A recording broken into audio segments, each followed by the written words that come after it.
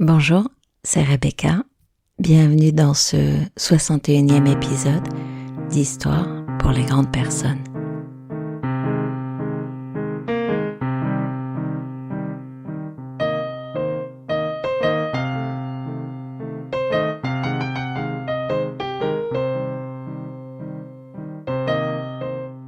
Ce n'est pas en perfectionnant la bougie qu'on a inventé l'éclairage électrique. Niels Bohr. Je vous la refais, des fois que vous n'auriez pas perçu le message caché. Ce n'est pas en perfectionnant la bougie qu'on a inventé l'éclairage électrique. Autrement dit, et vous avez déjà entendu ça ici, faire plus de la même chose ne permet pas de faire autre chose. Alors, pour la première fois, j'ai raté nos rendez-vous. Longtemps. Enfin, 3 semaines. Et vous savez pourquoi ? Parce que vous avez tellement aimé le dernier épisode, Neutraliser les toxiques, pour lequel j'avais emprunté l'histoire à Emmanuel Piquet dans son livre sur le 180, que ça m'a paralysée. Ça m'a paralysée tellement, je me disais mais comment je vais faire pour trouver une histoire qui suscite autant d'enthousiasme, autant d'appétence, autant d'identification. Et je n'ai plus été en mesure d'avancer. Et je n'ai plus su. D'un coup, je n'ai plus su que faire. Alors j'ai laissé filer. Et je me suis dit que l'idée me viendrait. Et j'ai eu l'idée. L'idée que j'ai eue, c'était de demander à Emmanuel Piquet si elle serait d'accord pour que je partage une autre de ses histoires. Généreusement, elle a accepté. Alors on va continuer la balade à travers l'approche systémique, à travers comment faire différemment. Et aujourd'hui, on va parler de la prise de parole en public. Vous pourriez envisager cette histoire dans plein d'autres configurations.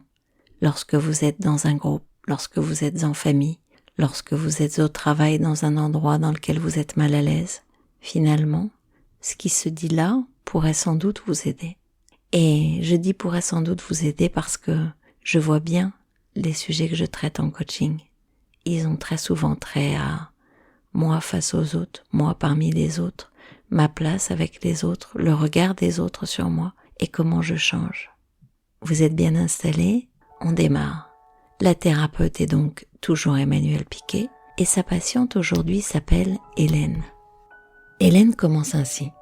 Je ne sais pas si je suis angoissée ou déprimée, sans doute les deux. J'ai l'impression que je m'en sortirai jamais. J'ai tout essayé. J'ai épuisé 2 coachs, j'ai fait de la relaxation, j'ai pris des médicaments avant les réunions, j'ai tenté la pensée positive et je suis allée voir un magnétiseur. Rien n'a fonctionné, ne serait-ce qu'une petite fois pour la prise de parole en public. Même si tout cela m'a fait du bien par ailleurs, dès que je dois m'exprimer devant un auditoire, je perds tous mes moyens. Je parle de façon hyper monocorde, mes mains sont moites, mes jambes tremblent et j'ai des espèces des trous noirs horribles. Ça, c'est quand j'arrive à y aller. Parfois, je fais semblant d'avoir une grippe, ou alors trop de boulot. Mais ma responsable n'est pas dupe. La semaine dernière, elle m'a dit « Hélène, franchement, ce poste de manager, il est pour vous. Mais avant, vous devrez régler votre problème de prise de parole en public. Vous devez travailler votre charisme. » La thérapeute réagit. « L'enjeu doit encore plus augmenter votre angoisse, n'est-ce pas ?»« Ouais, forcément. » Forcément, lui répond Hélène, parce que je me dis qu'à cause de ce problème, je n'évoluerai jamais. C'est quand même super injuste. Je travaille comme une dingue. J'ai les meilleurs résultats de toute l'agence. Je m'entends bien avec tout le monde. Et simplement, à cause de cette angoisse, je pourrais pas gravir les échelons. La thérapeute la conforte. C'est pour ça qu'il est particulièrement normal qu'en plus d'être angoissé, vous vous sentiez déprimé. Parce que, comme vous le dites fort bien, cette peur panique, à certains moments, elle est paralysante. Elle vous empêche de vivre normalement. Elle vous empêche clairement d'évoluer professionnellement. C'est logique que vous vous sentiez aussi déprimé qu'angoissé. Racontez-moi la dernière fois que cette peur de prendre la parole en public vous a complètement envahi et tétanisé. Il y a 2 jours, poursuit Hélène, je devais présenter le plan de formation au directeur. Franchement, c'est un sujet que je maîtrise hyper bien. Aucune raison d'avoir peur. Mais ça a été l'horreur totale. Je suis vraiment passée pour la débile. celle qui annonce son texte sans rien comprendre. Exactement l'idée qu'on se fait d'un manager charismatique, vous voyez ? Oui, je vois à peu près, dit le thérapeute. À quel moment l'angoisse de cette réunion s'est-elle manifestée ? La veille, au moment du dîner. Ah bon ? Et comment la sentez-vous venir ? Quel est le premier signe qu'elle vous envoie ? J'ai le ventre qui commence à se nouer, j'ai des chatouilles dans les mains, ma gorge se serre et mon cœur bat plus vite. Et alors, qu'est-ce que vous faites ? J'en parle à mon mari. Je lui dis, c'est horrible, je vais encore me planter. Je vais encore passer pour une débile auprès de tout le monde. Et évidemment, j'aurai pas ma promotion. Il me répond, mais non, je suis sûre que tu progresses à chaque fois. Même si tu t'en rends pas compte, tu vas finir par t'habituer. Cela vous apaise ? Demande la thérapeute Maline. 2 secondes. 2 secondes et puis ensuite ça repart de plus belle. Au fond, ça m'apaise pas du tout. Vous faites d'autres choses avant la réunion, la veille ou juste avant pour calmer vos angoisses ? Ouais, j'essaie de me rassurer. Je respire par le ventre, je me visualise en train de réussir la réunion comme m'a dit un premier coach. Je relis beaucoup mes notes. Et alors, résultat ? Nul, je suis totalement tétanisée au moment où c'est à moi de parler. Parfois, je suis tellement mal que si on me demande mon adresse, je sais pas répondre. Comme si les connexions à mon cerveau étaient coupées. C'est vraiment horrible. Si nous synthétisons, cela signifie que vous demandez à votre mari de vous rassurer, vous tentez de vous rassurer vous-même, vous essayez d'évacuer la peur juste avant. Ouais, ça semble logique. Oui, en effet, ça semble logique. Pourtant, le sentiment que ça me donne, c'est que le simple fait de tenter de vous rassurer, de vous faire rassurer par votre mari, en quelque sorte de nier votre peur, provoque son augmentation. Comme si ce refus qui est le vôtre de l'accueillir la transformait en un moment déchaîné qui, pour bien se faire entendre, choisit le pire moment pour vous, les réunions. Malgré ce feedback très explicite de sa part, vous continuez à ne pas vouloir la regarder dans les yeux.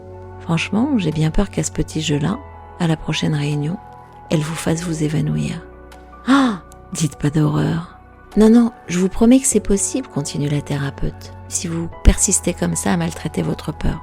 Mais on va s'en occuper. Avant, j'ai envie de vous poser une question un peu plus spécifique, dit la thérapeute. Que faites-vous pendant la réunion, pendant la crise d'angoisse, pour qu'elle diminue ? J'essaye de faire en sorte que personne ne la voie. Je cache mes mains derrière mon dos, j'essaie de contrôler mes tremblements, je regarde l'écran pour m'accrocher à quelque chose. Ah, ok. Et visiblement, ça ne marche pas mieux. Ça ne marche pas mieux que le fait de vous rassurer. Non, c'est vrai. Mais je vois vraiment pas quoi faire d'autre. Je vais vous donner d'abord un exercice à faire tous les jours pendant 15 minutes et que vous avez déjà l'habitude de faire. Mais vous le faites dans le mauvais sens. Pendant 1 semaine, vous allez visualiser pendant ces 15 minutes tout ce qui pourrait se passer d'horrible pour vous à la prochaine réunion. Par exemple, vous pourriez rougir, bégayer, ne pas répondre à une question ultra basique, vous mettre à pleurer, vous évanouir, pourquoi pas ? Je voudrais que vous imaginiez également ce que se diront les gens à cet instant. Votre chef pourrait se dire « Ah, il va falloir que je trouve quelqu'un d'autre pour ce poste ». Les directeurs pourraient se dire « Il y en a marre, c'est insupportable ces réunions avec la potiche à la voix de robot. Pourquoi on nous l'inflige comme ça ?» Et même la DRH pourrait se dire « Vraiment, elle n'a aucun potentiel d'évolution. » « Mais j'ai pas envie de penser ça, poursuit Hélène. »« Mais oui, c'est ça tout le problème, réplique la thérapeute. Le fait même que vous ne vouliez pas y penser provoque votre panique. Je ne serais pas professionnelle si je vous laissais continuer comme ça, sans vous expliquer comment faire exactement l'inverse. Mais n'oubliez pas, vous avez le choix. Alors, vous pourrez continuer à faire ce que vous faites, et la situation sera celle que vous connaissez. Elle restera telle qu'elle.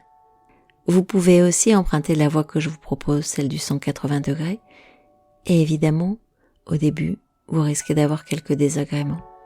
Moi, ce que je vous prescris, c'est 7 fois avant la prochaine réunion, de convoquer ce scénario épouvantable.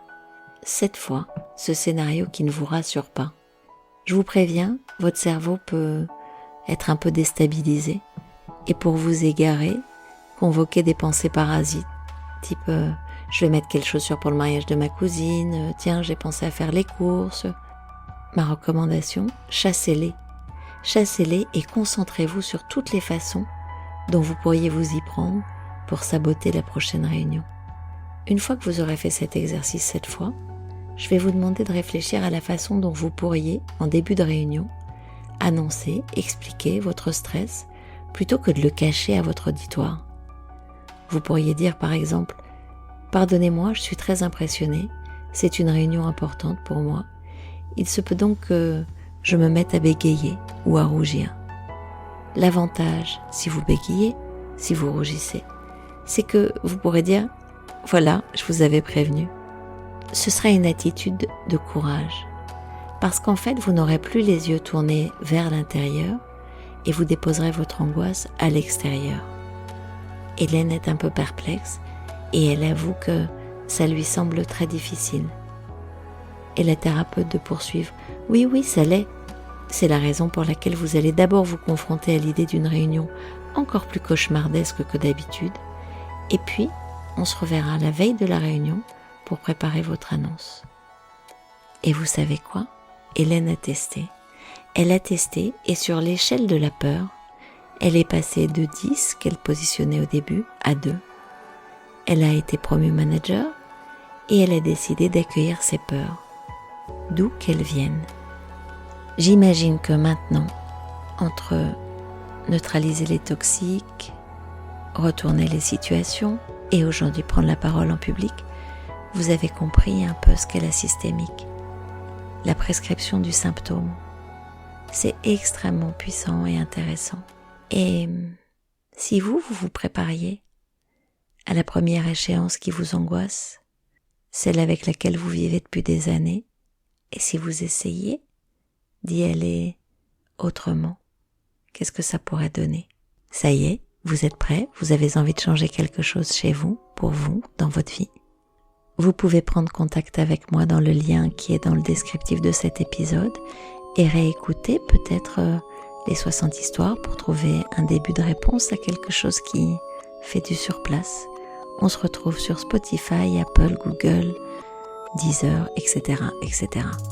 À dans 15 jours dans Histoire pour les grandes personnes. À bientôt. Au revoir.